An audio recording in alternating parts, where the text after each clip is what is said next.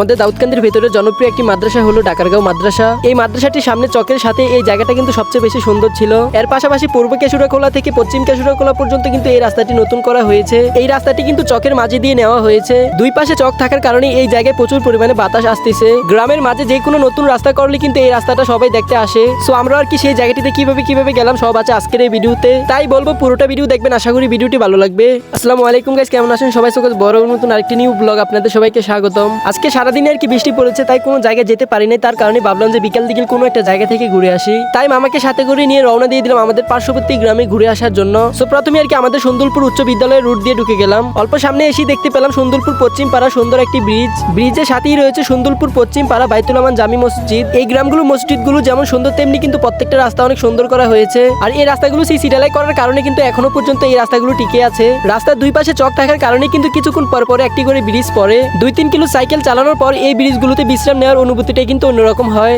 দুই পাশে জমির ফসল থাকার কারণে কিন্তু এই জায়গায় প্রচুর পরিমাণে বাতাস আসে এবং কি অল্প কিছু সময় আগেও কিন্তু এই জায়গায় বৃষ্টি হয়েছিল। বৃষ্টির পরের বাতাসটা কিন্তু এমনি তো ঠান্ডা হয়। সো কেশুরাখোলা গ্রামটিতে এসে দেখি যে এই জায়গায় একটি নতুন রাস্তা করা হয়েছে। রাস্তাটি কিন্তু পূর্ব কেশুরাখোলা থেকে পশ্চিম কেশুরাখোলা পর্যন্ত যুক্ত হয়েছে। পুরোটা রাস্তা চকের মাঝে দিয়ে যাওয়ার কারণে কিন্তু এই জায়গায় প্রচুর পরিমাণে বাতাস আসতেছে। পশ্চিম পাশে এসে কিন্তু আরেকটি রাস্তার সাথে এই রাস্তাটি যুক্ত হয়েছে। রাস্তাটি নতুন করার কারণে কিন্তু এই জায়গায় অনেক মানুষ এসে ঘুরে যায়। এই গ্রামগুলো যতটা রাস্তা নিয়েছে সবগুলো রাস্তায় কিন্তু চকের মাঝে দিয়ে গিয়েছে। আর বিশেষ করে এই ডাকারগাঁও রাস্তাটা কিন্তু নতুন করা হয়েছে, তার কারণে ভালোভাবে সাইকেল চালানো যাচ্ছে। ডাকারগাঁওর সবচেয়ে সুন্দর জায়গা হলো ডাকারগাঁও শাহী ঈদগাহ মাঠ। ডাকারগাঁও গ্রামটির প্রত্যেকটা জায়গায় কিন্তু আমি ভিডিও করে ছেড়েছি, আমার পেজে গিয়ে ঘুরে আসতে পারেন। বড় রাস্তা থেকে ডাইন পাশের রাস্তা দিয়ে ঢুকে গেলাম মাদ্রাসার উদ্দেশ্যে। যেই মাদ্রাসাটিতে এখন যাচ্ছি এই মাদ্রাসাটি কিন্তু আমাদের ডাকারগাঁওর সবচেয়ে বড় মাদ্রাসা। তো সাইকেলটাকে মাদ্রাসার সাথে রেখে ঢুকে গেলাম মাদ্রাসার ভেতরে। মাদ্রাসা ঢুকার যে রাস্তাটি এই রাস্তাটি কিন্তু এখন নতুন করে পাকা করা হচ্ছে। তারপর আর কি মাদ্রাসার সামনে চকের সাথে সুন্দর একটি জায়গাতে এসে পড়লাম। এই জায়গাটিতে কিন্তু একটি নৌকা থাকার কারণে এই জায়গাটাকে আরো বেশি সুন্দর দেখা যাচ্ছে। মাদ্রাসাটি কিন্তু ছোট হলেও ডাকারগাঁওয়ের ভিতরে সবচেয়ে বড় মাদ্রাসা এটা।